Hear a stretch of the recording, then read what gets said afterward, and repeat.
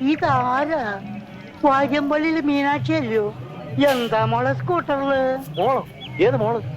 ചേട്ടാ ഇത് ഞാനാ, ഞാൻ ദാസപ്പൻ കുട്ടി. ഓ, നീയാണോ? ചേട്ടൻ അറിഞ്ഞു?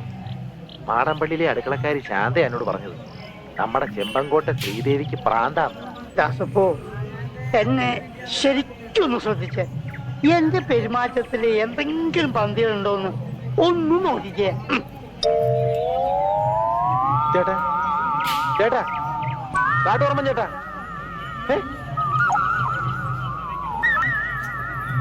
എന്തോ കുഴപ്പമൊന്നുമല്ലോ.